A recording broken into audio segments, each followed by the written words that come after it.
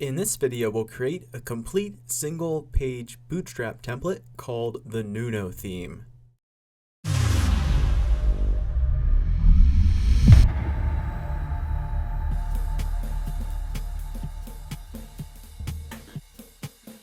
Okay, so before we get started, I just want to mention that this template will derive from a complete Bootstrap theme or template that I've just created for my brand new Udemy course, which has a number of different versions of the theme, as you can see right here. And I'm going to have a discount link for my full course in the video description, so be sure to check that out. I also want to thank you subscribers that participated in this poll right here, which inspired the video. Alright, so let's take a look at the layout of the website here. So in the upper left hand corner, we'll start off with the Nuno logo that you see up there, and it has that green shade that we'll be using throughout the template. And then off to the right, we have our navigation here. And what we'll find is that when we click on a navigation link, it's going to bring us to a different section of the page. And the navigation is also going to stay highlighted depending on where you are on the page. So here underneath the navigation, we have the fixed image landing page where we have the content sitting on top of it. And later on in the video, I'm going to show you how you can add your own background image. Then if we size the website down, we're going to see that the navigation and the content that sits on top of the landing page are going to shift when we drop down to the mobile or tablet version of the website. Then moving down the page, the next section that we'll get to will be the course section, as you can see right here with the navigation link lit up once we scroll into the course section of the website. And this is just a little promotion with a link to my course that I mentioned earlier in the video for Udemy with the 93% off coupon. Alright, so the next section will be the features section right here, where you can see we have this cool uppercase heading with the line underneath it to match the color of the theme, followed by the 3-column section underneath it, where we have the icons that you can see here, which are from Font Awesome, as well as the heading and paragraph text underneath them. Then moving on, the next section of the website will be the second of our fixed image backgrounds. So second to the landing page background, we're going to have a second image here that you can add of your very own. And as you can see, we have a heading section again, as well as a 3-column section. And when we size the website down, when we get to 768 pixels here, you'll see where the section transforms from 3 columns to the single column mobile layout. And later in the video, I'm going to show you the different Bootstrap breakpoints so you can change when the website collapses into the mobile version and at what width. Then moving on to the client section, we're going to have the image on the left and then the text with the quote on the right, followed by a horizontal rule, and then the site tag or italic text underneath it. So underneath that, we have another section where you can add some paragraph text and a button before you get to the footer, which I think is always good to do on a website to have a little call to action before the bottom of the page. And then here in the footer, we'll have some contact information as well as social media buttons or icons that you can choose from a plugin called Font Awesome, where you can link to your different social pages. So let's go back up to the website, back up to the top, and I'm going to size it down to take a final look at the mobile version before we get started with the HTML and CSS. So as you can see here with the drop-down navigation, we can scroll to different sections of the page, and then we can just use the Get Started button to go down to the course section, or we can scroll through the page as you can see here to look at the different elements. So it's important to know the fixed image background sections will work on mobile versions, so cell phones, for example, the iPhone and tablets, using some specific CSS that I've included for you already because it's kind of difficult to get mobile websites to display fixed background images. and that's going to be included in these starter files that I have linked for you in the video description, which you can go ahead and download right now. And then once you download them, we're going to open up index.html and style.css in our text editor. So I'm going to be using the free program called Sublime Text. Another program that you can use is Visual Studio Code, both of which are top of the line free text editors that work for Mac computers and PCs, which you can download by doing a simple Google search for either one. So I'm also going to have index.html open with Google Chrome as we're building the website. Okay, so we'll go over the starter files in more detail in just a little bit. So if you need to, go ahead and pause the video to download the starter files which are necessary to take part in, or to partake in the course. And let's move over to Sublime Text to get our first look at index.html and style.css.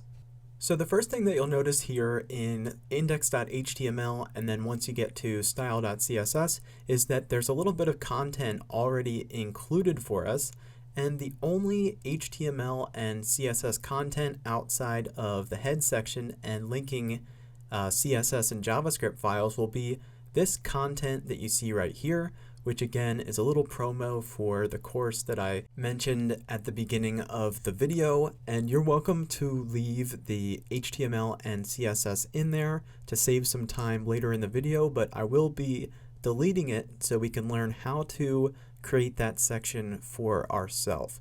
So let's start off from the top of index.html and let's go over what's already included for us here.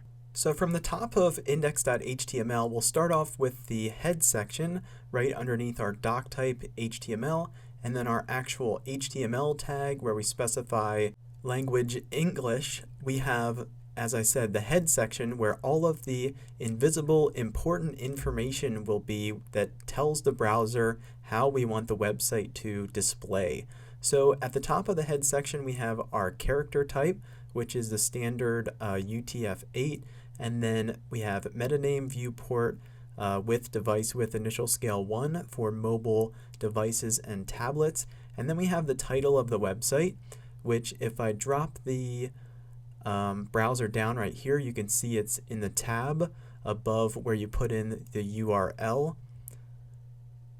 And then if we go back to index.html, underneath the title of our website, we have a link to the latest version of Bootstrap min.css, which is included in this folder here in the starter files. So if we go into the CSS folder, you're going to find that down at the bottom here where it says Bootstrap min.css, which is required to build a Bootstrap website. And then we have a link to style.css, followed by a link to fixed.css, which is inside of the CSS folder. And that's some CSS that we don't need to worry about, but what fixed.css is going to do for us is going to make it so, as I said in the beginning of the video, the fixed image background sections will display on cell phones and tablets. Alright, and then moving back over to index.html, now that we've covered the whole head section, the next main section of our HTML document will be the body section that we see right here, and everything inside of the body section, unless we're linking to files as we are right here, will actually be what displays on the website. So let's take a look at what the files are down here that we're linking to. So the first file will be jQuery and the latest version of it, which is necessary to run the Bootstrap framework. And then underneath that, we have our bootstrap min.js folder. So with Bootstrap, we'll need to reference the CSS file and the JS file. So bootstrap.min.js. And then underneath that, this is the only thing that we're going to be linking to externally. And the only reason is because the icons plugin that we're using called Font Awesome, which will display these icons that we're seeing right here, as well as the social media icons that you see down here. And you can get your own custom icons from doing a Google search for font, awesome. But the reason why we're linking to it externally is because they update it so often with new icons.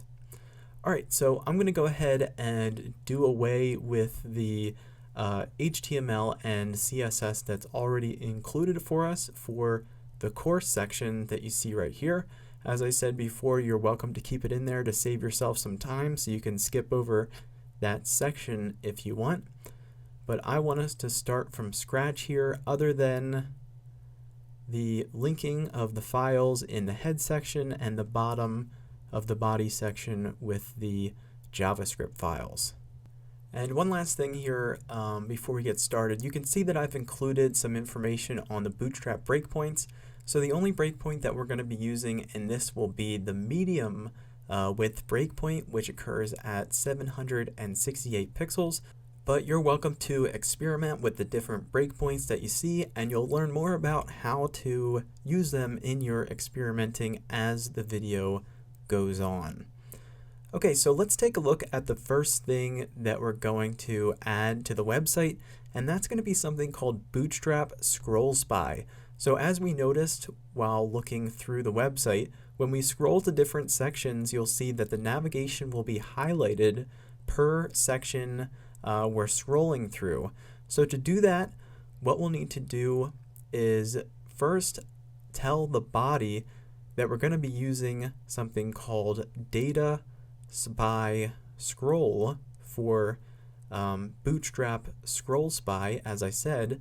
And then the next thing that we'll need to do is we'll need to link to the ID that will give the navigation. So we're going to say data target, and then the ID that we're going to give the navigation with the hashtag there that you can see for the ID is Navbar responsive with a capital R in responsive. So the next thing that we'll do is we'll need to identify an ID for each section that we're scrolling through. So the home section ID will end at the bottom of the landing page image, for example. As you can see, once we get past that point, you're going to see the course link highlighted, followed by the other IDs depending on which one we're scrolling on top of. So let's go back over to index.html, and what we're going to do is specify the different IDs for the Bootstrap Scrollspy. So let's wrap the IDs with a invisible HTML comment. I'm just going to say start home section, which will be the first ID for the home navigation link. And then I'll create a comment saying that this is the end of the home section. That way it's easy to navigate our opening and closing IDs or dividers once we have all of our HTML laid out. So let's finish up adding div ID home. And then if we go back to the finished version, as we know, that's going to span the landing page before we get down to the course section. And to save some time, I'm going to go ahead and copy and paste the home section for the div ID course section down here. I will be doing some copying and pasting throughout the video to save some time. If we don't, the length of the video is really going to start to add up, but you're welcome to type everything out. So you may notice when we get down to the course section that when it transitions into that highlighted navigation item, it's going to account for the space that the fixed navigation takes up at the top of the screen. So what we're going to do to account for that space is we're going to add a class here after div ID course that we're just going to call offset, and we'll style that later in the CSS. So the rest of the IDs and the comments will have that class offset. So we can continue with the copying and pasting, and all we'll change is course to features in this case, and make sure you have a lowercase f in features. And for the following sections, I'm going to use this Sublime Text shortcut. With a Mac, it's Control plus Command plus G, and that's going to select all instances. So if we just add 2 hashtags, for example, here and select it, then I can just write in the resources text, and that's going to apply it to all 3 instances right here. And then I'll just change this to lowercase, and then we can do that for the next section as well, which is the clients section with div ID clients. And I'll make this lowercase. And then the last section is going to be contact. So div ID contact. And now we have all of our sections laid out for Bootstrap Scrollspy, so we can go ahead and start adding our HTML content inside of the IDs, starting with the home section. Alright, so let's get started from the very top of the website with the first part, which is the navigation. So just underneath the div ID home, let's create a new invisible comment saying that this is the start of the navigation, and then I'll just drop down and create a comment saying the end of the navigation. Alright, and then to start off our nav, we'll use the HTML5 nav tag, and we're going to give it a class that's called Navbar. And then when we size the website down, as we know, it's going to expand at the 768 pixel mark, which is the medium screen mark. So we'll say navbar-expand-md for 768, as we know from the little shortcut here in style.css. And then after we've done that, we're going to set a color for the navigation. Later on we'll give it its own custom color, but for now we're just going to say navbar-dark, and that's going to make our navigation links light in color, and then we'll just give it a dark background for now with bg-dark, and then lastly we'll say fixed-top, because as we know the navigation bar is going to stay fixed at the top of the screen as we scroll down through the website. So if we save it and refresh, we'll see the first part of our website, which is the blank nav bar at the top. So let's drop down and let's create a class for our logo link next. So we'll say a class since it's a link, and then we'll say navbar-brand, which is the standard class for adding a logo in the Bootstrap navbar. And then for the link, I'm just going to leave it blank right now, which will send us back up to the top of the website with the hashtag, or you could do index.html if you're making a multi-page website. And then inside of the link, we'll add the logo image with image source, and that's going to be img/nuno.png. So img for the image folder, and then nuno.png. And then we can close out the anchor tag with the closing A there. Okay, so there we have our logo displaying inside of our navbar, and in a little bit we'll resize it. We won't wait until we finish all the HTML content to do some of the CSS. We'll kind of go back and forth between the HTML and CSS throughout the video. Alright, so next let's go ahead and size the website down so we can take a look at the toggle switch. So here we have the navbar toggle button, and what we're going to do is add a button tag here with a class for that we're just going to call navbar-toggler, and then we're going to say type button,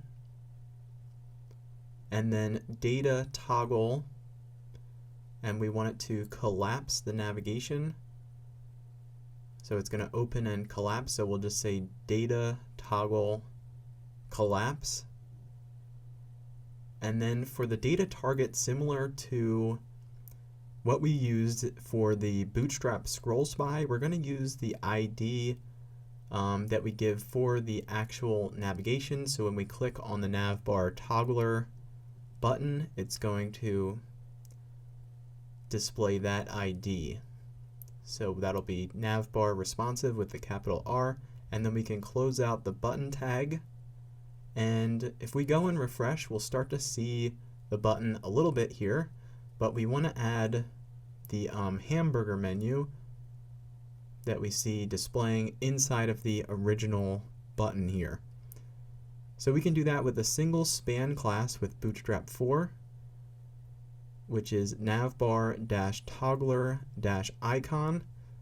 As you may know, with Bootstrap 3 we had to make a different span for each one of the three hamburger menu rows. Okay, so now we have our collapse button, so we can go ahead and move on to the actual collapsible navigation menu. So let's drop down underneath the button and we're going to start a new div class, and we're going to say div class collapse and navbar-collapse, which are Bootstrap classes obviously for the navigation, and then we can give it the ID, which is navbar responsive, and we'll take away the hashtag, and then close out the div, and inside of that we'll start our unordered list, which will contain our list items and navigation links. So we'll say ul class navbar-nav, and then to set the navigation off to the right hand side we'll use ml-auto. So this is what I've always used, but I think to center it or move it over to the left you might use md-auto or mx-auto, but you might want to check me on that. And then let's start our first list item inside of the unordered list, which is li class nav item, and then inside of that we'll have our link for the home link there first. So that's going to be a class for the link, and then nav-link is the class. And then we'll say href, and I'm just going to leave it blank right now with a hashtag and close out the link. And to save us some time we can copy and paste this. Alright, so we have 5 navigation links to follow the home link, so I'll just paste this in 5 different times, and then we can fill each one out per section of the page. So with the link, we'll want to link to the actual ID that we set for the different sections of the page, so it will send us to the start of that ID. So we're just going to say hashtag home for the first link, and then for the actual link text we'll say home, and then if we go and refresh, there we have our first navigation link. So it's not going to light up for us. We're going to set that manually in the CSS. If you wanted it to light up though, if you were making a multi-page site and you weren't using Bootstrap Scrollspy, you just add the active class to follow the nav link class for the anchor text. Okay, so let's go back and add the rest of the links. So the next one will be for the course section. So we'll want to link to the course ID, starting with the hashtag and then course, and then we can enter the link or the text for the actual link. Then we have the features section, followed by the resources section, and then the clients section, which you can also turn into a testimonial section if you want, with the quotes that are in that section. And then lastly we have the footer or contact section ID. Okay, so let's go back and take a look at all of our links displaying here in Google Chrome. So if we use the toggle switch, there we have all of our links.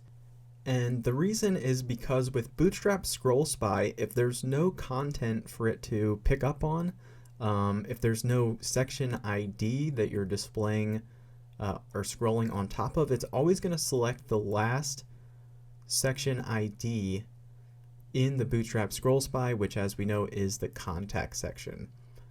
Okay, so let's move on to the next section of the website, which will be the landing page that we see right here. So what I'm going to do is I'm going to start a new HTML comment for the fixed background image landing page just underneath the end navigation comment there. So let's say start landing page section, and then let's drop down and create a closing comment saying end landing page section. All right. So as we know, with the landing page, a lot of the CSS is already set for us in the fix.css file, which makes it so it can display on mobile devices. So we're going to add some classes here from the fix.css file, which is right here. So we have div class landing, and then inside of that we're going to have div class home-wrap, and then we'll have a third div class which is home-inner, and that's where we'll actually set our background image, which we'll do in just a few minutes in the CSS, the first part or entry of our CSS as we work through the video. Okay, so next, before we get to the CSS, let's just lay out the content that's going to display on top of the landing page with our two headings and then the Get Started button underneath it. So staying within the Start Landing Page section comment, let's create a new div class, and we're going to call this div class caption, and everything is going to be centered in here. So we'll use the text-center class, and Bootstrap will take care of centering our text and button. So for the welcome to Nuno text, that's going to be inside of a heading 1. So we'll just say h1 welcome to Nuno. As we know with HTML, we have heading 1 as the largest heading and heading 6 as the smallest. So for the second one, we'll go with sort of a middle size heading with h3, and we're going to say Udemy Bootstrap 4 course. And then underneath that we have our button. So we're going to use a link for the button, and then the class is btn, and then btn-outline-light, and then that's going to be a large button. So btn outline-light, I'll say, is a class that obviously gives a transparent inside the button and then the light outline. And then with Bootstrap buttons, we have extra small up to extra large for the button size, and we're going to go with large with LG. And then we'll add our link, and that's going to send us to the course section of the website. So similar to the navigation link for the course section, we'll just use the hashtag to get us to that div ID using Bootstrap Scrollspy, and then we'll just add the content inside of the link with the Get Started text. Okay, so let's go ahead and refresh. And by the way, if you want to check out different Bootstrap button colors, just do a simple Google search for Bootstrap buttons, and you can get all the components documentation on that. All right, so now that we have the HTML set for the navigation and the fixed image landing page, let's move over to style.css and lay out the first part of the CSS for the video. So before we actually add any CSS, let's specify our font. So you can do a search for Google Fonts or Lato Google Font, which is the font we're going to use, and then select this font using a little selection up top, and then we'll want to go over to @import. And actually, let's add bold to it before we import it, because we're going to need to add some bold text for the headings, and then we'll just copy the import URL and then paste it at the top of style.css, and then we'll just also want to take the font family from there so we can reference it in just a moment when we specify that for the body. So let's go ahead and add the body CSS now. So that's going to reference the actual body tag for the HTML document. So we'll just say body and then open and close your swirly brackets. And the first thing that we're going to add is something called overflow X hidden. So all the content stays contained within the browser window and it doesn't overflow outside of it. And then we can paste in the font family.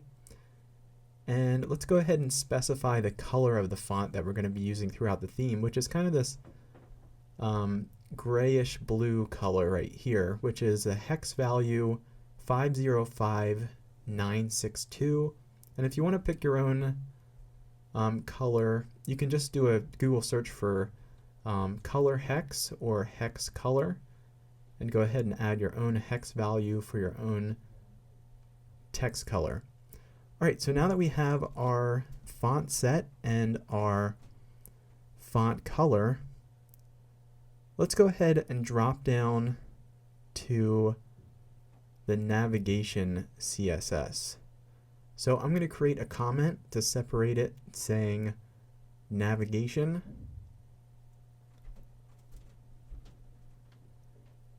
And then the first thing for the navigation that we'll reference will be the class for the Navbar. So that's going to be the nav class Navbar, which is sort of the main class for the navigation.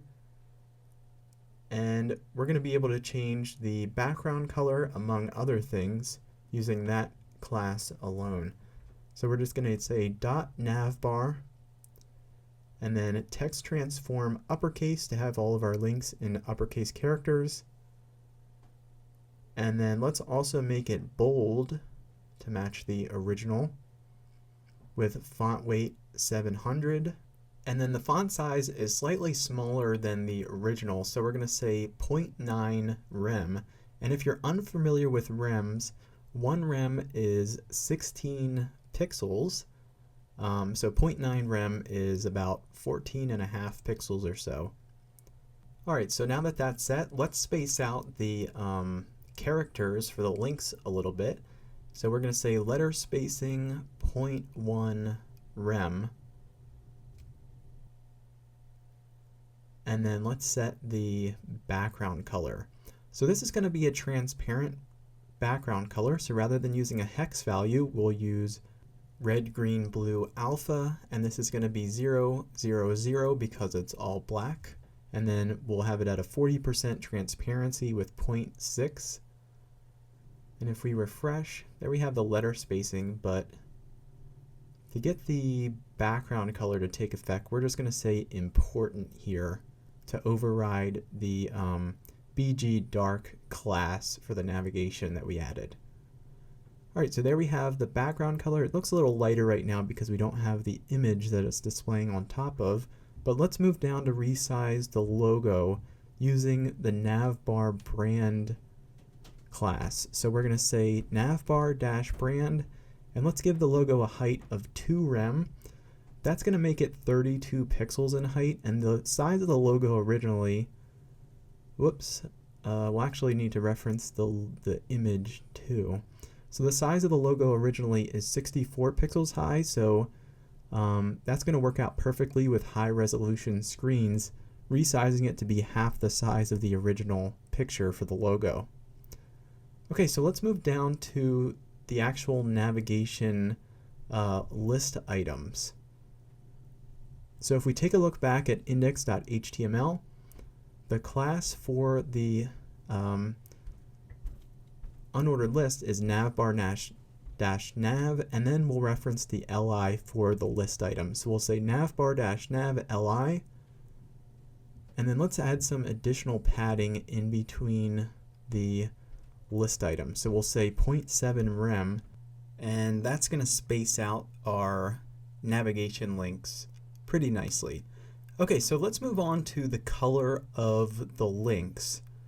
So right now they're kind of a gray shade. So what we'll want to do is let's change the navlink class, which we'll get to referencing the navlink, the navbar nav, and navbar dark. And we're going to change the color to white so it doesn't have that gray shade. So let's say navbar dark, and then navbar nav for the list item, and then nav-link for the actual class for the link. And then we're going to change the color to white, so you can use the hex value FFF, or you can just say color white. And then let's also add a little bit of additional padding to the top of the links with 0.8 rem. Alright, so now if we go and refresh, there we have all of our white links, but if we hover over them, they're still going to appear gray rather than the sort of turquoise green shade that we're seeing with the original. So let's copy this selector and paste it in, and then we'll target the active class.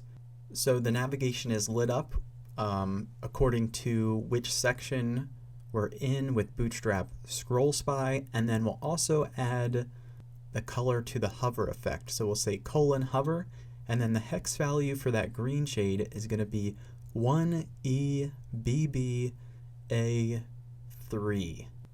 Alright, so let's check it out in Google Chrome here, and if we refresh, there we have our highlighted navigation link, which also changes when we hover over it. Okay, so let's drop down to the next section, which is the fixed landing page image, as we see here on the finished version. So I'm going to drop down underneath the navigation CSS and create a new comment here, just saying that this is the start of the landing page CSS. Okay, so once we've done that, let's see what we need to reference in index.html. So that's going to be the div class home inner, where we're going to apply the background image. So we'll say .home-inner, and then background image URL, and then in parentheses, we'll want to reference the image folder, and that image is going to be computers.png. Alright, so image/computers.png, and the rest of the CSS for the background image for the landing page will already be done for us. So as you can see here, it's already displaying at full width and full height, and then when we scroll down the page, we have the next section hovering on top of it. Okay, so let's move on to the content that sits on top of the landing page, where we have our headings and the Get Started button. So if we go back to index.html, we'll want to reference the div class caption. So just underneath home inner, and I'm just going to create some space here, we'll say .caption, and then the first thing that we'll do is we'll give it a width of 100%, and then we'll also give it a max width of 100%. So when the website sizes down, the content won't go off of the screen. So just in case your content or your heading title is wider or there's more characters, it will stay contained inside of the window. So then what we're going to do is we're going to say position absolute, because we want the caption to be placed at a certain position on the page. So right now, as you can see, it's still underneath the actual landing page, but with position absolute, we can move it up by saying top 38%. So now if we refresh, it's going to be 38% down the page, which is pretty centered, and feel free to shift that around if you want, depending on your content. And then for good measure, we'll just say z-index1, and then we'll say color white and text transform uppercase. And z-index, by the way, will make it so it's always displaying on top of the background image. Alright, so let's move on to customizing the actual headings, and then we'll get to the button. So we have a heading 1, and then we also have a heading 3, followed by the button. So we'll say .caption H1 for the heading 1, and then let's change the font size to 3.8 rem, which will be about 60 pixels, and then we'll say font weight 700 to make it bold from the Lato font with Google Fonts. And then let's space the letters out a little bit with 0.3 rem for the letter spacing. And that's looking pretty good, except for when we toggle back to the original, there's some shadow to make the white characters pop. So we'll say text shadow 0.1 rem horizontal and 0.1 rem vertical, and then we'll have the blur radius at 0.8 rem, and then we'll just make it black. Okay, so let's refresh, and then the characters should pop out to us a little bit better. Okay, so next let's just add a little spacing in between the heading 1 and the heading 3 with padding bottom 1 rem.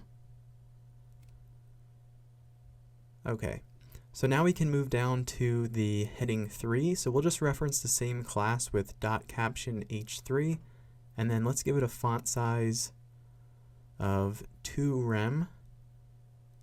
And then for the text shadow, we'll make it pretty much the same with the horizontal and vertical shadow,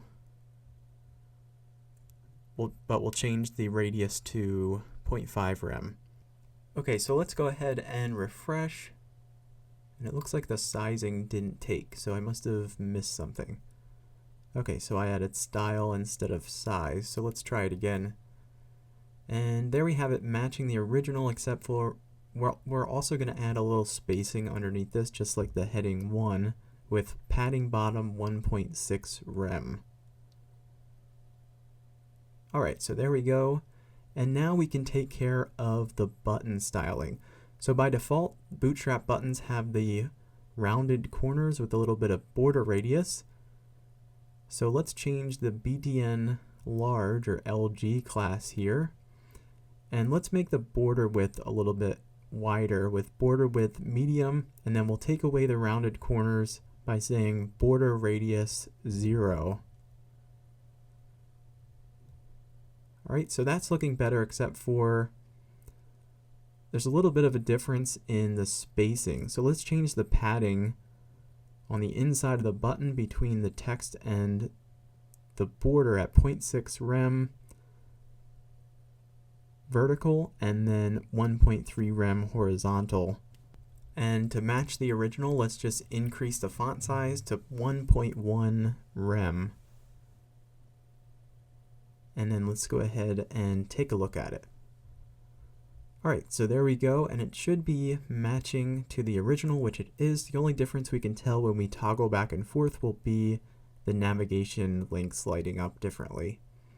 So let's move down to the next section, which is the course section of the website. So we're going to move back over to index.html and drop down to div ID course. So as you may already know, with the Bootstrap framework, it gives us 12 different columns to work with. And since we're only going to need a full width column for the course section, what we're going to do is use col-12. So we don't have to use a Bootstrap column when it's only a single column width, but to create the spacing above and beneath the text and the button, we're going to go ahead and use col-12, which will add some margin in there automatically with the framework. And in addition to that, we're going to add a class that we're just going to call narrow, which isn't a Bootstrap class, but that's going to make it so we can make the column narrower. Another option that you can do, which we'll use in the footer section, is you can use a class along with a row that wraps around the column called justify content center, and you could use a column with a smaller width, say col-10 for example. Okay, so let's go ahead and add div class col-12 and then narrow, and we're also going to have our text centered here, so we'll take advantage of the text center class, and then we can close out the div, and inside of that we'll add a heading 1 for the text that appears on top. So I'll just say h1, and I'm going to paste in the text to save some time. You can type something out or use dummy text, just do a Google search for dummy text, and then the text underneath that will be paragraph text, but we're going to use a class called lead, which will make it a little bit sort of lighter weight and bigger than regular paragraph text. Then for the button underneath, what we're going to do is use a link here, and then we're going to say BTN, and then the button that we're going to use is called BTN-secondary, and we're going to use a medium-sized button. So BTN-MD. And then for the link, I'm going to go ahead and just paste in the link to my course that I already have here, or you can use it, leave it blank with a hashtag for now. And then to send somebody to a different page than we're on, where we're clicking the button, we'll say target_blank. And I'll just write, I'm just going to write Bootstrap course here and close out the link. So I should say btn-secondary, that class for the Bootstrap button, will be gray by default, which we'll see when we refresh it right now as we work our way down. But we're going to style that a little later in the video to give it the sort of boxy green feel to match the Get Started button as well as the green shade that we're using throughout the website. So let's move down to the features section next. So let's scroll down to the div ID features and we'll create some space in there. And then the first thing that we're going to add will be something called div class Jumbotron. So Jumbotron with Bootstrap will give us this gray background that we're seeing spanning the features section. And let's start it off with a comment just saying that this is the start of the Jumbotron. And then we can drop down and let's say div class Jumbotron. And then we can close out the div and I'm just going to say end Jumbotron. And then inside of this section, we'll take advantage of that same narrow class that we gave the previous section to make it span just 75% of the page. And once we've added the narrow class, we can drop down and close out the div. And I'm also going to add a closing comment here because we're going to have a fair amount of HTML content inside of this narrow class. Alright, so the first thing inside of the Jumbotron and the narrow class will be the features heading that we're seeing here. So for spacing, let's go ahead and wrap that with div class col-12 to give it some extra margin around it. And then for the actual features text, that's going to be inside of a heading 3, and we're going to give that a class that we'll call heading, so we can style that h3 separate from the other h3 inside of the website. And then for the line underneath it, we're going to say div class heading dash underline. And then we can close the div and we're just going to add that completely with CSS referencing that class. So if we go and refresh, there we have the start of our Jumbotron section with the heading 3 where it says features. Okay, so let's go back over to the finished version and drop down to the 3-column section where we have the icon, the heading, and the paragraph text. So to create this section, because there are multiple Bootstrap columns, we're going to need to create a row. So we're going to say div class row, and then we'll use the text center class because everything in this row will be centered. So I'm just going to create a comment saying that this is the end of the row. And then let's go back to the website and see how it shifts when we size the website down to 768 pixels. So as you can see, we're going to go from the 3-column layout down to a single column layout at the medium screen width. And since there are 12 columns total with the Bootstrap framework, we divide 3 into that and we get 4. So we're going to say col-md for 768 -4 to display the 3 different columns. So once we're inside of that, what we're going to do is we're going to add a class so we can add unique styling to our headings and text, and we're just going to call that feature singular. And then to add the icon with Font Awesome, they use the I tag, which is really italic, but we're going to use that for an icon. So iClass FAS FA-play-circle. And then we're also going to make it 4 times the original size with FA-4X. And then we can close off the I tag. And let's go back to this version to check it out. So there we have the play icon at 4 times the original size, as you can see right here. And with Font Awesome, the icons don't always size up perfectly with one another, so we're going to use something called data-fa-transform, and with that we could shrink or grow or move it up or down.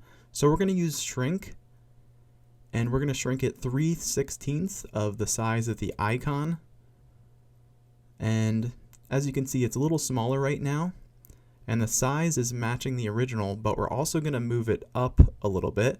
So we're going to say up 5/16 of the original icon. So there we have it. And now let's move down to the heading and the paragraph text. So once again, to save a little time, I'm going to be pasting in the paragraph text, but first let's add our heading 3 where it says custom animation, and then P for paragraph, and I'll just paste in the animation information here from the original template with the Bootstrap course. Alright, so there we have the first of our 3 columns filled out. So let's move on to the second one where it says content slider. So we can go ahead and just take the first column here and then paste it in underneath. And then all we'll need to change are the icon, info, the heading, and the paragraph. So let's go ahead and add the sliders icon. So that's going to be fa-sliders-h, and we'll keep it at 4 times the size, but then for the placement of it, we'll mess with that in just a second. But first, let me just write content slider, and then I'll paste in the paragraph text right here. Okay, so if we look at the placement of the content slider icon, you'll see that it's a little bit larger than the finished version right here. So let's say shrink 4.5, and then we're just going to say up 4.5. Doesn't have to be quite as far up as the play button there. Okay, so that looks good. So let's move on to the third column. So I'm just going to go ahead and copy the MD-4 column here, and then let's change the heading to contact form, and then I'll just paste in the paragraph info for the contact form here. Alright. And then the font awesome icon for this will be FA-WP forms. So let's go check that out. So it's actually going to be FAB. Some of Font Awesome's icons are FAB, but most of them are FAS.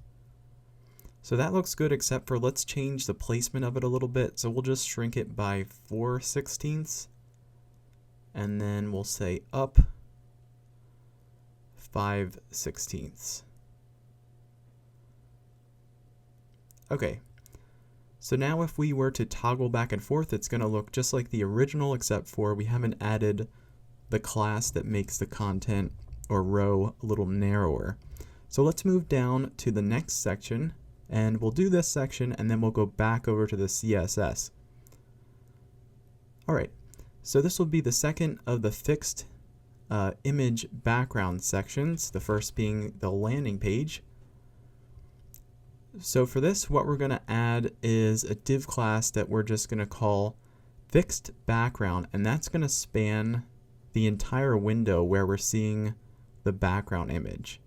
So div class fixed dash background, and then we can drop down and close out the class, or close out the div. And I'm going to create a comment here also saying that this is the end of the fixed background section before the end of the resources section.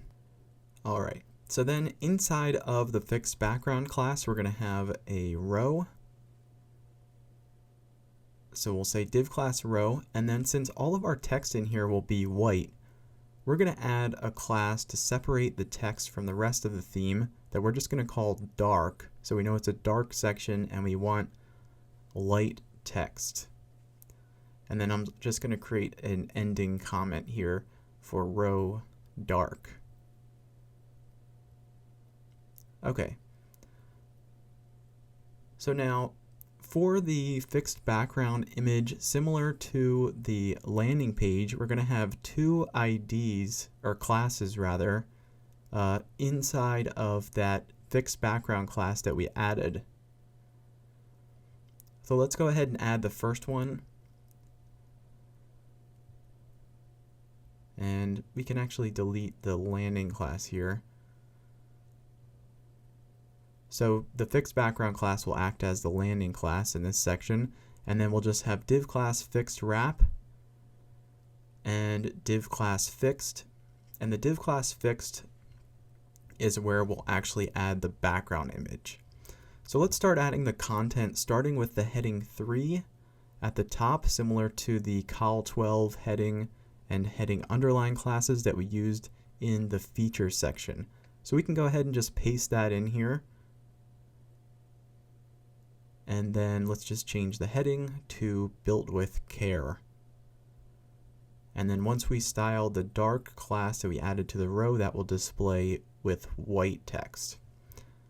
So once we've done that, we can drop down and add the first of the 3 columns.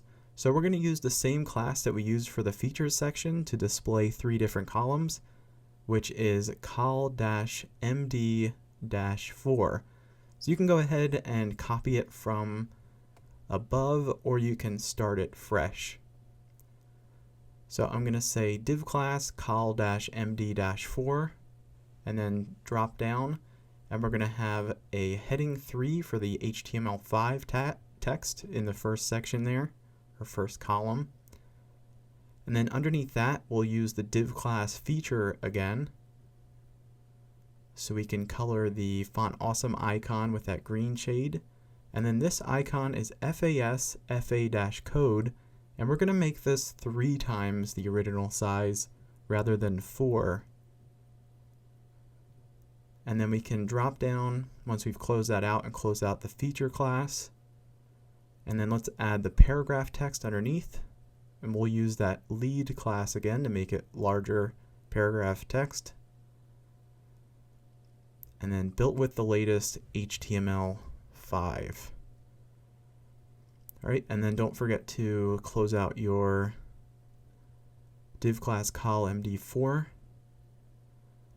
And let's go ahead and save it and check it out here. So there we have the HTML5, the Font Awesome icon, and then the paragraph text underneath. So let's also just add text center to the class here to center it, because everything in this whole section will be centered. And then we can also do that with the titles. Okay, so now we have everything centered and it's not off to the side, so we don't have to do any of that in style.css. So let's add the other 2 columns next. So we can save some time and just paste this in from above. And then all we'll need to change is the HTML5, in this case to Bootstrap 4. And then the third one is CSS3. And then we can change the text with the built with the latest paragraph to CSS3 and Bootstrap 4. And then for the CSS3, Font Awesome has an icon for that, but they don't have one for Bootstrap, so we'll just use bold, which gives us the B that we're seeing. And this is another icon with the FAB class. Okay, so let's refresh again, and there we have all of our icons and text displaying for the fixed background image section. So let's actually just move on to the rest of the HTML content, because it's not going to take us that much longer, and then we'll do the rest of the CSS. So let's drop down to the clients section, and this is going to be inside of a Jumbotron, so we'll just say start Jumbotron, which will give us the gray background, and then we can drop down and add the Jumbotron class, and then add the closing div for the Jumbotron, and I'm just going to create an end Jumbotron comment here. And then the first section inside of the Jumbotron will be the col 12 heading section. So let's go ahead and take that from the built with care section and paste it in. And we'll need to change it to clients. And we'll also add the text center class here. And I'll just change the actual heading 3 text to clients. Alright, so now we can drop down and let's create a div class row which will nest our columns inside of. So we're going to say div class row, and then we can drop down, and I'm going to create a closing div and comment for the row. And then if we go back and look at the columns, we'll see that we have a 2-column section instead of 3 columns. So if we divide 2 into 12, we get 6. And then if we size the website down, this section is also going to change at the 768 or medium screen width. So we'll have col-md-6. So we'll say div class col-md-6. And then to style the images in this section, let's also give this a class that we're just going to call clients. So we can style just those images alone, referencing that class. And then once we've closed out the div for this class, since we're going to have 2 columns inside of the col-md6, we're going to need an additional row. So we're going to say div class row, and then we can drop down and close it out. And inside of that, for the image on the left, we're going to use up 4/12 of the column. And then on the right, we're going to use up 8/12 of the column. So we'll say col-md4 for the image section, and then div class col-md8 for the text section on the right next to the image. All right, so let's add the image of the client on the left there with image source, and it's going to be inside of the image folder.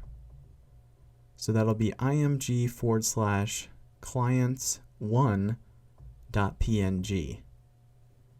All right, and then let's go ahead and refresh to make sure that our image is displaying here in Google Chrome, which it is, as you can see right down here before we resize it. And let's move on to the text section on the right. So we're going to have that inside of a block quote tag, which we can use to cite the client and use their quote. And we're going to start it off with an icon for the quote right here. That's FAS FA-quote-left. And then make sure you close out the I tag for the icon. And then for the paragraph text, since we're inside of a block quote, we don't need to put that inside of a tag itself. We can just paste that in, or you can add your text. And then for the horizontal rule right here, we'll just use the HR tag, but we're going to give it a class to style it. And we're just going to say clients-HR. So later we can give it the green hex value we've been using. And then for the text underneath here, we'll use the cite tag, and we'll use an HTML symbol for the hyphen, which is ampersand hashtag 8212, and then semicolon. And then we'll just write Eric, comma, small business owner. So let's go ahead and save it and check it out here in Google Chrome. So right now it's displaying on top of the picture because we'll need to resize the picture and shift it off to the left of the col-md8. But if we size it down to the mobile version, as you can see, it's lining up pretty nicely already for us before we resize the image. So let's move on to the client's column on the right.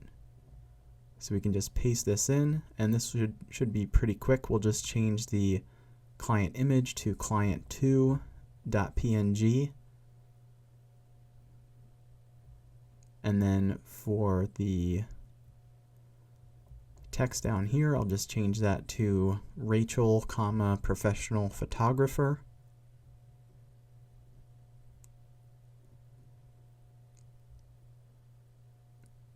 And that should do it. Okay, so let's go ahead and save it. And there we have it. You can see it a little better now because of the light background with the image, but it'll all match up once we resize them. So let's drop down to the next section where it says want to learn more about developing Bootstrap themes. So let's add that within the clients section, the client's ID, but we'll put that inside of a div class call-12. And then let's also add the narrow class that we referenced a couple times earlier, and text center, to center everything inside of it. So for the paragraph text, we'll use the lead class. And then I'm just going to go ahead and paste this text in.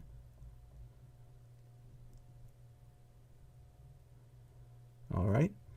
And then for the button, we're going to use basically the same button that we used towards the top of the website underneath the landing page. So that's the btn-secondary, btn-md button right here that we have still displaying in the original gray shade with btn secondary, but let's go ahead and add that underneath the paragraph text. And I'm just going to leave that with the same exact text as the first one. All right, so there we have it. And now with the HTML, we can move down to the last section, which is the div ID contact section, where we'll have our footer. So go ahead and drop down to the div ID contact. And let's add the footer tag. So that's going to start us off. And the footer, we'll be giving that the background color that we're seeing. And then inside of the footer, since we have the column here centered, that's going to be 5 of 12 columns with Bootstrap after the MD width. But we're going to put that inside of a row in order to center it with a class called justify-contact or content-center. So then let's drop down and close out the row.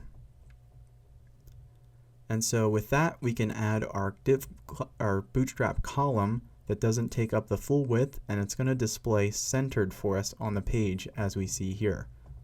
So we'll say col-md-5, and then we'll just use the text center class to center everything. And then the first part of the footer will be the logo, which is the same image file we used for the logo in the navigation at nuno.png. And then we have the paragraph text. So I'll go ahead and add that. All right. And then underneath that, we have the contact info. So for the text where it actually says contact info, that's bold text. So I'm going to put that inside of a strong tag to get the bold effect. And then for the phone number and the email address underneath it, that's going to be inside of a paragraph tag.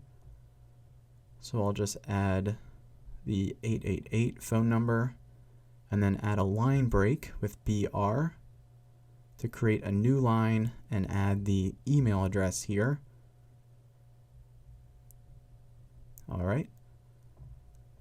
And then underneath that, we have the start of our social media icons.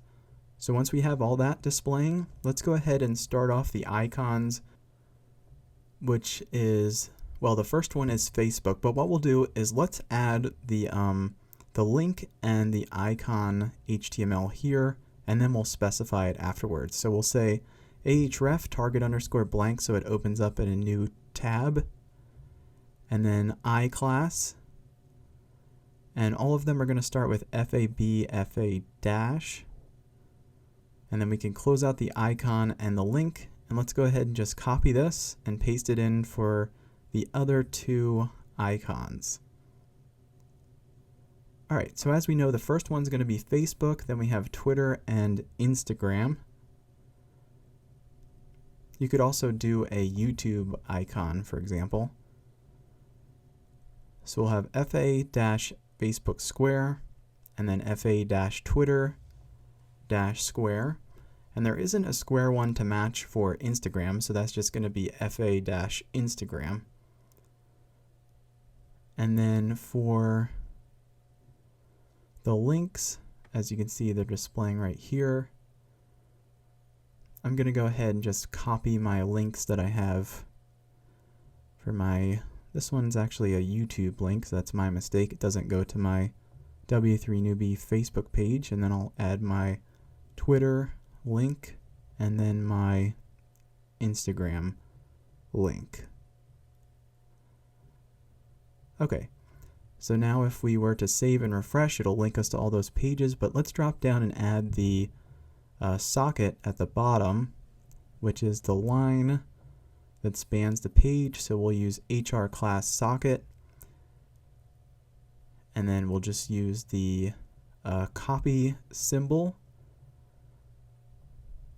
with ampersand copy semicolon.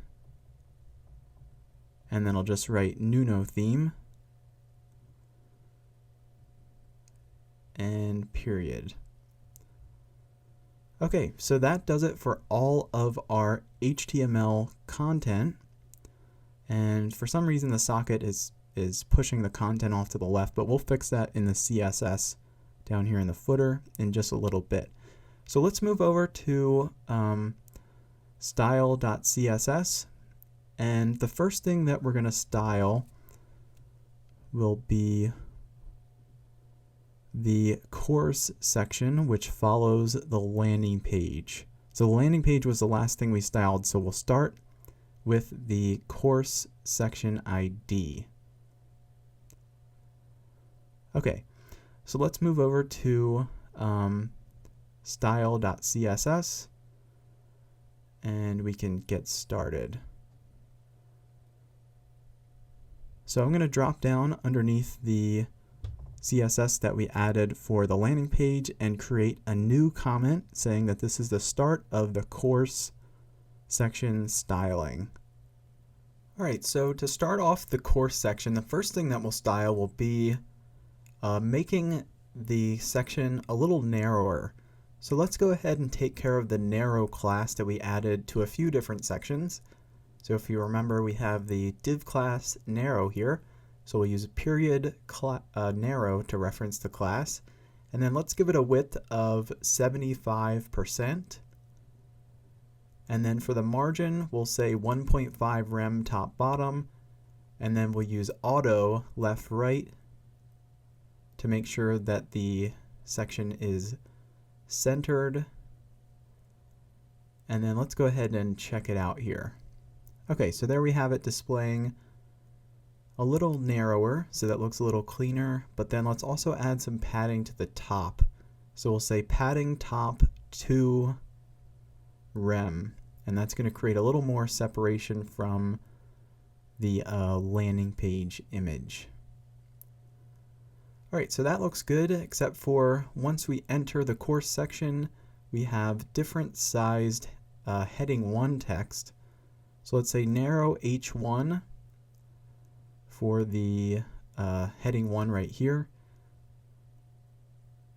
And then let's change the font size to 2.4 rem. And so if we go and we refresh, it should size itself down a little bit there. Okay, so that looks good until we get down to the Bootstrap course button. So let's go ahead and reference the btn-secondary class. We can go ahead and change that to our own custom green or turquoise color. So we'll say btn secondary, and let's give the border width a size of medium. and then we'll say border radius 0, similar to the button in the landing page, and then we'll give it all uppercase text with text transform uppercase. And if we refresh, there it's starting to get that boxy feel to it, but let's also increase the size of the text with font size 1.2 rem. And then for the padding, we'll just increase it a little bit, 0.6 rem top bottom and 1.2 rem left right. Okay, so if we refresh, now it's looking like it's got the spacing we want basically, except for we'll want a little margin above it with margin 1 rem to separate it from the paragraph text. And then let's make the color of the text white. And for the actual background, we'll give it the green shade. So we'll say color white, and then background color 1 EBBA3, and then we'll also need to apply a border color because it has a border inherently, and we'll use the same green hex value. So there we have it, except for the hover. When we hover over it, it's still going to the gray shade. So let's go ahead and copy the style for this class, and we can remove everything except for the background color and the border color, and then we'll just say :hover to target the hover effect when we're hovering the images. And then we'll change it to 189582, which is just a little bit of a darker hex value shade than that original green shade. Alright, so there we have the button displaying in the green, the darker green when we hover over it, and it looks just like the original except for obviously the text being different inside of the button, which is okay. Alright, so let's move down to the features section next, and as we know, we use the Jumbotron class where it has the gray shade for the features section. So first, let's create a new comment saying this is the start of the features section CSS, and then we'll get to the Jumbotron. Okay, so if we go back to the HTML, here we have the Jumbotron class, and what we'll need to do is let's change the padding, and we don't want any margin on the bottom because we have a fixed background image displaying after it. So we're going to say margin 0, so we don't have any white section underneath it, as we can see right here. So it just goes straight from the gray into the background image. And then, as I said, we'll also add some padding. So we're going to say padding, and we'll give it 2 rem on the top, 0 left right, and then 3.5 rem on the bottom. Okay, so let's go ahead and refresh. And there we have the padding on the top. Except for once we get down to this section, I forgot to add the style for the offset class. So if you remember, with the div ID that we added, following the first one, we have class offset to account for the space that the navigation takes up. So let's go ahead and add the CSS for that. So we're going to reference the class offset and then :before, and we're going to say display block, and then we'll just leave content blank here, so we have something to work with, and then we'll just give it a height of 4 rem. And if we go into and refresh right now, we're going to have a bunch of extra space on the top of our div IDs, as you can see right here. So then we're just going to say margin top -4 rem, and that's going to kind of take away the height 4 rem, but it's still going to account for the space above the section ID. All right, so that looks good. So now let's go back to the features section, and I'll go back down to that CSS here. Then the last thing that we'll style with the Jumbotron is inherently a Jumbotron has a little bit of border radius added to it from Bootstrap. So let's go ahead and do away with that. And we're just going to say border radius 0. So it's kind of hard to see right now, but if you look closely on your screen, you should be able to see the border radius there. So let's drop down to the features heading 3 next that we use a couple times throughout the website. So that's going to be the heading class here. So we're going to say h3.heading, and then we'll reference the heading underline class afterwards. So h3.heading, and open and close your swirly brackets, and then underneath that we'll be styling heading dash underline. Okay, so let's go ahead and increase the font size for our heading 3 to 1.9 rem. And then we'll also apply the bold version of the font from Google Fonts with 700 at the weight, and then text transform uppercase to make all the characters uppercase. Okay, so there we have it displaying like the original here. And let's drop down to the heading underline class. So we'll need to give that a width first. So we'll give it a width of 3 rem, which is 48 pixels, and then we'll give it a height of 0.2 rem. And then we'll give it the background color to give it the green shade. And let's go ahead and refresh.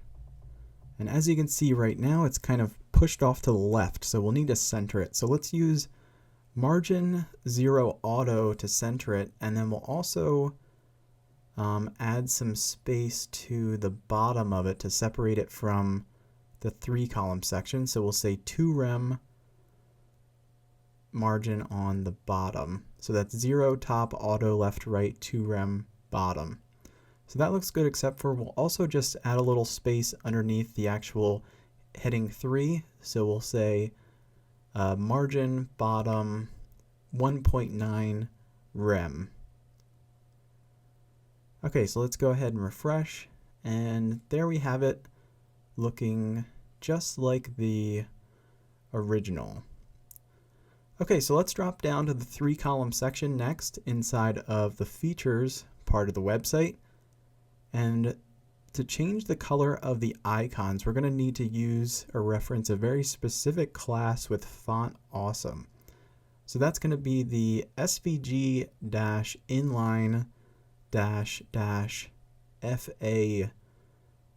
class.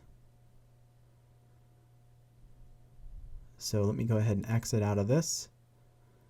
And let's go back and we'll reference the feature class first, and then the font awesome class. So we'll say dot feature, and then svg-inline-fa, and then open and close your swirly brackets, and we'll just need to add the color to it with the 1 EBBA3 hex value for the green shade. Okay, so there we have it, and at least until we get down to that heading text underneath it, we're all matched up to the original. So let's go ahead and take care of that heading 3 text inside of the feature class. So once again, we can reference the feature class followed by h3, and then we'll resize the paragraph text also. So we'll say dot feature h3 and dot feature p for paragraph. All right, so let's decrease the font size to 1.3 rem, and then let's make the characters uppercase. And then if we refresh, let's also add some space underneath the heading text. So we'll say padding bottom 0.4 rem, which is about 6 or 7 pixels. So then for the paragraph text, let's go ahead and just increase it a little bit to 1.1 rem, and if we toggle back and forth, we can't see any difference. So let's drop down to the next section of the website, which is the resources section, where we have the fixed background image. So I'm going to go ahead and create a new comment saying that this is the start of the resources section CSS. So I'll just say resources section. All right. And then similar to the features heading 3 and paragraph text that we just styled, we're going to change the heading 3 and paragraph text for the fixed background image section. So we'll need to reference that class first. So if you remember, we have a div class fixed-background, and then we can reference the heading 3 and the paragraph text. So we'll say fixed background h3, open and close your brackets, and we'll also have fixed background p for paragraph. But before we do that, let's actually give it the background image that we see right there with the computer. So we'll want to reference the fixed class inside of fixed wrap to give it the background color. So we'll say dot fixed, and then background image URL, and then in parentheses we'll reference the background image that we're using. So that's going to be img/apple.png. And then we'll also just say z-index -1 to make sure that the background image displays underneath the content that we add on top of it for good measure. Okay, so there we have our background image displaying, but as you can see, it's really it's got the white background as opposed to the dark background that we're seeing here. So what we're going to do is we're going to use that dark class that we added, not only to specify the light text color, but we're going to give it a dark background with that class. So we'll say dot dark, and then background color red, green, blue, alpha, and then open and close parentheses, and we're going to say 0, 0, 0, and then we'll have 0.7, so there's a 30%, or 0.75 rather, so there's a 30% transparency, and then we'll give the text the color white, and that's looking pretty good except for the spacing. On the original version, it has a good bit of padding to the top and bottom, so let's go ahead and add some padding to it also. So we'll say padding 7 rem top, bottom, and 2 rem left, right. Okay, so that's looking good, except for we'll go ahead and style the heading 3 and paragraph text just to add some spacing to separate those from the icon in between them. So let's go down to fixed background H3, and let's say margin bottom 2 rem, and then for the paragraph text we'll just say margin top 1.5 rem. Okay, so save it, and then let's go and take a look. And if we go and toggle back and forth, it's going to look just like the original. So let's drop down to the clients section. So as we know from laying out the HTML, the image will be the main thing that we'll need to fix with the client section. But first, let's specify that this is the start of the client section CSS with a quick comment here. And then we can reference the client's image. So if you remember, we added a class to reference this image specifically that's just called clients. So we'll say clients img. So clients img, and let's go ahead and give it a width of 100% so it stays within the column width. And if we refresh, there we have it displaying next to the block quote now. And then to round the corners, let's give it a border radius of 50%, and that's going to make it circular since the picture itself is perfectly square. Okay, so there we have it, and then we have the block quote font awesome icon to give the color to, and then we'll also give it some margin. So we'll reference the block quote tag here, and then we'll reference the actual font awesome class right here, and we can take the color with it also from above, and then we'll just add some margin, because as you can see it's displaying right next to the text here. Okay, so let's go ahead and let's just add margin 1 rem all around the icon. And then if we go and refresh, everything looks good until we get down to the horizontal rule, which we'll want to make the green shade, and we'll also make it a little bit thicker than the original, which is 1 pixel. So let's reference the client's HR class for the horizontal rule. Whoops, I forgot the period here. And then we'll just say border dash top 0.5 rem, so it's about 2 pixels, and then solid 1 EBBA3. Or actually, this will stay at 1 pixel. That's my mistake. For 2 pixels, we would use 1 rem. Alright, so that looks good, except for, looks like I missed the text.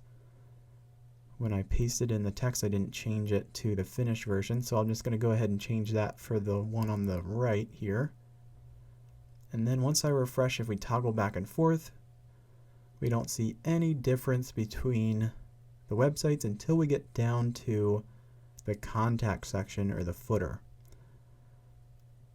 Alright, so let's create a new comment in the CSS saying that it's the start of the contact section CSS, and then we can style the footer. So I'll just write contact section, and then let's go ahead and take a look at the footer here. So we'll want to add the dark background to it. So let's say background color, and then we'll give it a hex value of 40474E, which is a darker shade from the text color that we gave the template. And then we'll say color white to make all the text white over top of the footer, as you can see right here. And then we'll also just add some padding around it. So we're going to say padding 2 rem top bottom, 0 left right, or you can do 2 rem 0 2 rem, and then we'll say margin top 1 rem to create some space between the Bootstrap course button and the footer. Okay, so that looks good until we get down to the image or the logo. So let's go ahead and take care of the sizing for that. So we'll say footer image, since it's the only image in the footer section, and then we'll say height 2 rem, which will be half the original size. And let's take a look at it here. So it's actually a little smaller, so let's change that to 3 rem. And then let's go ahead and add some margin around it. So we'll say margin 1.5 rem top bottom and 0 left right. So 1.5 rem and then 0. Alright, so let's go and refresh, and there we have it, looking like the original. And then one other thing that we'll do before we move on to the color of the icons, let's go ahead and just say that all links should display white. So we'll say footer A, color white, because on mobile phones the email and, or at least a phone number, will appear as a link. So we'll want that to stay white as well, rather than the blue hyperlink color. So now let's take care of the styling for the actual icons. So we'll say footer and then svg dot dash inline dash fa, and then for the font size we'll say 1.6 rem, which is about 20 pixels or so.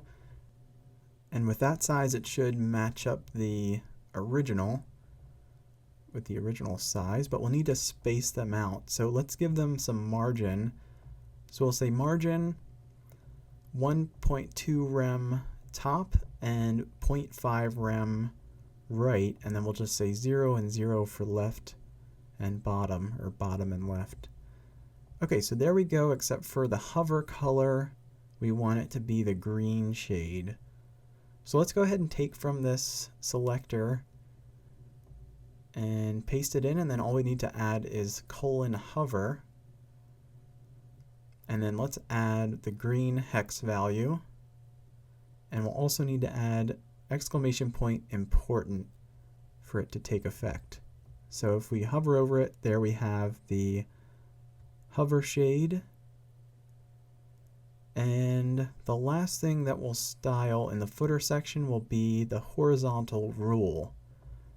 So if you remember, we gave that a class that we just called socket, because that's what a lot of people call the little section at the very bottom of websites where it has the copyright info. So we'll just reference that with hr.socket. So hr.socket, and then let's give it a width of 100%, and that will correct the spacing. So there we have everything on top of it centered, as well as the Nuno theme text. And then let's give it a border here so we can color it. So we'll say border top 0.2 rem solid, and then 666b71 for the hex value, which is a gray shade, and then margin top 3 rem to separate it from the rest of the footer. Okay, so that looks good. We have about a 3 pixel width to the border, and all of the footer content is centered. And if we scroll up, everything for the full width version of the website will be matching the original theme or template until we get down to the mobile styling. So here on the finished version, you can see it looks pretty good with the mobile, but on the version we've been working on, we have some corrections to make, such as the headings and the client image at the bottom, which we'll make smaller, as you can see right there. And those are about the only changes that we'll make. Okay, so let's go back over to style.css, and I'm going to create a comment saying that this is the start of the media queries, where we'll target the media screen 768 pixel mark. So we'll say media queries, and then at media, and then max width. And what we're going to do is we're going to give this a max width of 767 pixels rather than 768. And the reason is because Bootstrap uses min width and we're going to be using max width. So if we use 768, our media queries would take effect 1 pixel after the Bootstrap framework resizes at the medium screen width. Okay, so let's go up to the caption, where we can change the headings that we're seeing on top of the landing page. And I'm going to go ahead and just copy caption H1 down to button LG, and then we can paste that in down here. And all we'll be styling for the heading 1 will be the font size, letter spacing, and padding on the bottom. So everything else we can get rid of here. So let's get rid of the font weight 700 and the text shadow, and then everything else can stay. And then for the H3 we'll get rid of the text shadow also, and for the button we'll get rid of the border width and the border radius. So let's resize the font size for the caption H1 to 2.3 rem, And then we'll make the letter spacing about half that at 0.15. And then for the padding on the bottom, we'll just say 0.5 rem. So it's almost half of the original values, and that looks good. So let's move down to the heading 3, and we'll change that to 1.2 rem, and then the padding to 1.2 rem also on the bottom. And that looks good, like the original. And then for the button on the bottom, let's reduce the padding on the top and bottom to 0.5 rem, and then left right just to 1 rem. And then we'll just make it 1 rem with the font size there. Alright, so now if we toggle back and forth, you can't tell the difference until we get down to the heading in the course section here, which is pretty big for a mobile screen. So let's go ahead and reduce the size of that. So we'll reference the narrow H1 class right here. And let's paste that in underneath the btnlg. And then I'm just going to change the font size to 1.5 rem. Alright, and then go ahead and refresh, and there we have it looking like the original. Alright, so then the last thing that will change will be the size of the client images down in the clients section ID. So let's go ahead and reference that class. So that's going to be client's image, and we can take the other style with it from the full width version. And let's change the width to max width 50%. So it should be about half the size of the original. And we can do away with the border radius styling, and then if we refresh, it's resized, but it's pushed off to the left. So to center it, we'll use display block, and that will allow us to push it off to the center using margin 0 auto. Alright, so let's go ahead and refresh, and there we have our client images resized and centered. Okay, so let's go ahead and scroll back up, because that should be the last of our HTML and CSS. It should look just like the original now. And we've completed everything, as you can see, as it resizes when we pass the 768 pixel mark. Okay, so that does it for the tutorial. I want to thank you for sticking around with me. Please do check out the Bootstrap course that I have linked in the video description on Udemy. And thanks again for watching. Remember to subscribe and like the video, and I'll see you in the next one.